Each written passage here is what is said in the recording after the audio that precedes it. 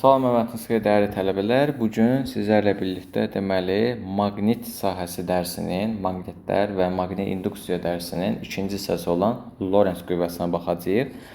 Bu hissədə deməli xatırlayırsınızsa, deməli bunu yazaq, Lorentz qüvvəsi. Deməli, ilk mövzu izahında, deməli, xatırlayırsınızsa, maqnitlərin xassələri, maqnit induksiyası və sahədəki, deməli, fərqlərini gördük. İndi isə Lorentz qüvvəsi bunların bir tətbiqi olaraq görürük. Xatırlayırsınızsa, deməli, bundan əvvəlki dərsdə demişdik ki, əgər alimdən adı varsa, sol əl qaydası istifadə olunur, yoxsa əgər nəzəriyyə adı varsa, sağ əl qaydası istifadə olunur və Lorentz qüvvəsi təbii ki, adından göründüyü kimi sol əllə deməli tapılır. Sol əl qaydası. Sol əl qaydasında deməli indi sol əl qaydası olduğuna görə gəlin bunu ilk öncələ bir düsturuna baxaq. Ondan sonra deməli arxasına nəzər yetirərik. İlk öncələ biz amper qüvvəsi üçün nə yazmışdıq? Amper qüvvəsi üçün I, B, E sinus alfa yazmışdıq, düzdürmü? Yaxşı, biz sabit cərəyanda cərəyan üçün, yəni cərəyan şiddəti üçün Q bölünsün T yazmamış mıydıq? O zaman gətirib buradakı I-nin yerinə Q bölünsün T yerinə yazarsaq, o zaman F amper bərabərdir. Deməli, B vursun Q vursun R sinus alfa bölünsün T olacaq. Həmçinin əgər ki, bizə məsəl üçün müəyyən bir el uzunluqlu naqili veribsə və bu naqili keçən deməli, cərəyan üçün müəyyən bir deməli, o T zamana məxsusdursa və biz L bölünsün T hissəsinə də bir V desək, yəni buradan keçən cərəyanın sürətini V olaraq göstərərsək, o zaman buradan F Lorentz alırıq ki, QVB sinus alfa ifadəsini almış oluruq. Bu Lorentz qüvvəsinin özünün ilk düsturudur. Lorentz qüvvəsi sol əl qaydası tapılır. Burada sadəcə müsbət və mənfi yüklü zərrəciklər hissəsinə baxılır. Necə? Məsəl üçün, deməli, bir nümunəyə baxaq. Məsəl üçün, birinci nümunədə ilk öncələ müsbət yüklü zərrəciyə baxaq. Məsəl üçün, sahəmiz budur. Bu nə idi? Bizdən şəkil müstəvisinə doğru. Bu müəyyən bir V sürəti ilə gedir. Gəlin, Lorentz qüvvəsini tapaq. Yenə sol əlimizi deməli elə qoyuruq ki, burada induksiya xəttləri, yəni buradakı sahənin induksiya deməli buradakı göstərişləri bizdən deməli müstəviyə doğru olacaq və bu deməli bu 4 barmağımız sürət istiqamətində olacaq və o baş barmağımız isə induksiya, yəni Lorentz qüvvəsini göstərəcək. Və buradan da görürük ki, Lorentz qüvvəsi yuxarı doğru olacaq. Mən bunu sileyim. Lorentz qüvvəsi deməli bu istiqamətdə yuxarı doğru olacaq. Həmçinin bunu deməli mənfi 300 zərrəci üçün də baxaq. Məsəl üçün yenə eyni sahədir. Buradan bu dəfə mənfi 300 zərrəci var və V sürəti ilə gedir. Əgər ki, burada isə o 4 barmaq mənfi 3 olduğu üçün sürətin əksi istiqamətində baxacağıq. Yəni əlimizi bu istiqamətdə də tutacağıq, V istiqamətində yox. V istiqamətində deməli tutduğumuz üçün deməli əlimizi elə bir şey arxası üstə qoyacağıq və əlimiz deməli buradan bu hissədən deməli barmaqlarımız belə olacaq. Elə bir ki bu sürətin əksi istiqamətində olacaq və Lorentz qüvvəsi buradan da görünür ki, aşağı doğru istiqamətlənmiş olacaq. Yəni mənfi və deməli müsbət yüklü zərrəci üçün buradakı fərq əsas olaraq budur. Yəni mənfi yüklü və müsbət yüklü zərrəciyə əsasən baxılır. Və bir deməli qeyd üçün yazaq ki, maqnit sahəsinə daxil olan yüklü zərrəciklərin 3 mümkün deməli hərəkət deməli o trayektoriyası var. Birinci deməli paralel daxil olduqda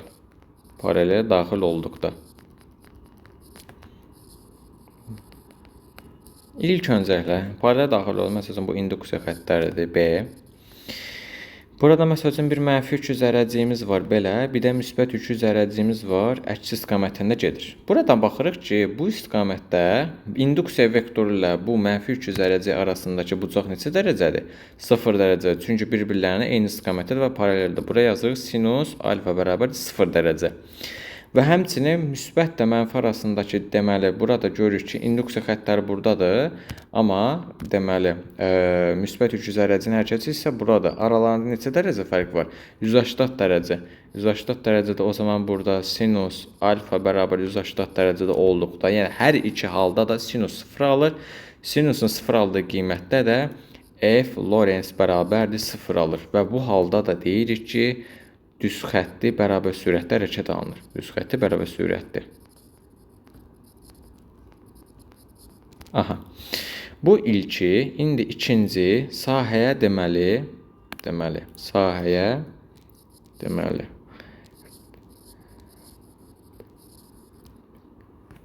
perpendikulyar daxil olduqda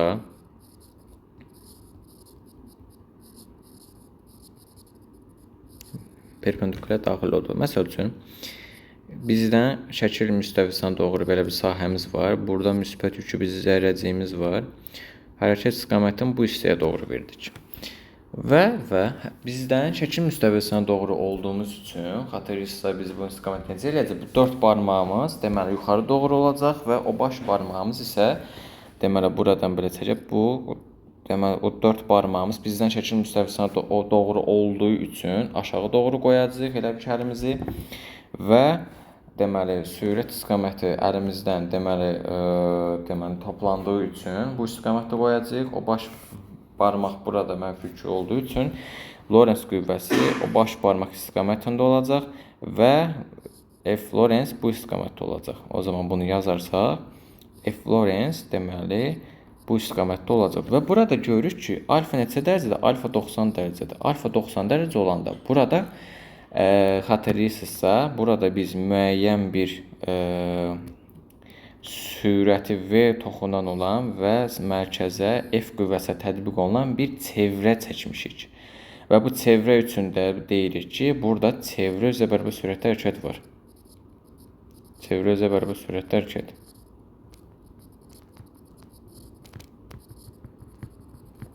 Çevrə üzrə bərabər sürətdə hərəkət və burada görülən iş sıfırdır. Niyə? Çünki alfa bərabərdir, sinus alfa bərabərdir 90 dərəcə. İşin üstürü nədir? F, S vursun kosinus alfa. Deməli, bu kosinus alfa 90 dərəcədən 0. 0 buradakı vahidləri vuranda bu isə getdi 0. Yəni, çevrə üzrə bərabər sürətdə hərəkətdə görülən iş deməli 0-a bərabərdir. Və üçüncü, ən fiks nümunə müəyyən bucaq altında daxil olduqda.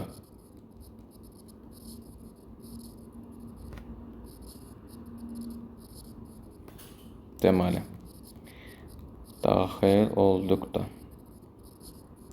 Bura məsəl üçün yenə bir induksiya xəttləri çəkək. Bura B induksiya xətti deyək. Burada isə müsbət yükü zərrəciyə baxaq və müsbət yükü zərrəci deməli məsəl üçün belə bir induksiya xəttimiz var, bir belə və burada əvəzləyici qüvvə olaraq V istiqaməti götürdük. Və burada görürük ki, bu V deməli bunun ətrafına keçəcək. Çünki deməli burada yaratdığı müəyyən bucaq bunun spiralvari dönməsini sağlayır. Və bu hal üçün müəyyən bucaq altında atıranda bu hal üçün deyəcəyik sahəyə spiralvari hərəkət edir. Spiralvari hərəkət deməli burada tətbiq edilir. Bu deməli birincisi. Və deməli burada əgər ki bir ulduzlu nöqtəyə də nəzər yetirək ki, deməli burada deməli xatırlayırsınızsa dedik ki, sinus 90 dərəcədə, yəni sahəyə deməli perpendikulyar daxil ediləndə sinus maksimum qiymətini alır və F Lorentz nəyə bərabər olacaq? F Lorentz QVB olacaq, düzdürmü? Yaxşı, bəs bu çevrə üzrə hərəkət üçün F əvəzləyici qüvvə F bərabərdir MA yaza bilərik mi? O zaman MA bərabərdir QVB asılını almış oluruq. Tamam.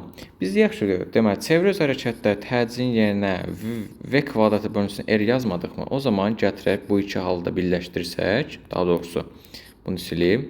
Bu iki halı birləşdirsək olacaq M vurulsun V-nin kvadratı bölünsün R bərabərdir QVB.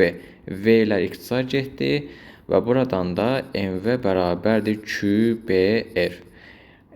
M vurulsun V bizə nə verir? İmpulsu verir, yükün impulsunu. O zaman buradan mən yaza bilərəm ki, P bərabərdir QBR ifadəsini ala bilərəm.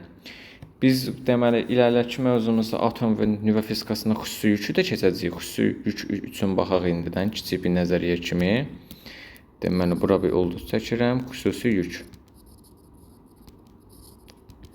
Xüsusi yük üçün Q iştirak bərabərdir. Q bölünsün M ifadəsindən. Deməli burada necə ala bilərik? O zaman V bölünsün BR olacaq. Çünki Q'lər ixtisar edəcək, qalacaq V bölünsün BR. Gələk indi yük üçün baxdıq. İndi gələk deməli period üçün baxaq. Period. Hər biri üçün baxaq Lorentsə. MV bərabərdir QBR tapmadıq-mı? Biz V-nin yerinə 2πr bölünsün T yaza bilərikmi? Gətirib yenə yazsaq, M bərabər deməli M vurulsun 2πr bölünsün T. Deməli bunu düz yazaq. Deməli M vurulsun 2πr bölünsün T bərabərdir QBR-ə. Və buradan da deməli R-lər ixtisar gedir. Buradan da alınır ki, periodu taparsaq, deməli 2π M çıxdı yuxarı P bölünsün QB ifadəsi alacağıq. Həmçinin deməli period 1 bölünsün N ilə xarakterizə olunduğu üçün o zaman M bərabərdir bunun tərsinə, yəni QB bölünsün 2πm-ə. M yazıb B yazıram. 2πm-ə. Aha. Deməli, period üstündə baxdıq. İndi gəlin, deməli, başqalarına baxaq. Məsəl üçün, deməli, baxa bilərik bucaq sürətinə. Bucaq sürəti. Bucaq sürəti, deməli, omega nəyə bərabərdir? 2πn-ə, düzdürmü? N-in düsturu nə aldıq burada? QB bölünsün 2πm, düzdürmü? Bərabərdir 2π vurulsun 2 deməli pm bölünsün QB-dən 2π-lik ixtisar getdi. O da M bölünsün, daha doğrusu bir saniyə. Da nəyəsə səhv yazıq, deyirəm axı nəyəsə səhv yazın. Buradan QB bölünsün 2πm olsun, p-lik ixtisar getdi. Qalacaq QB bölünsün M ifadəsini almış olacaq.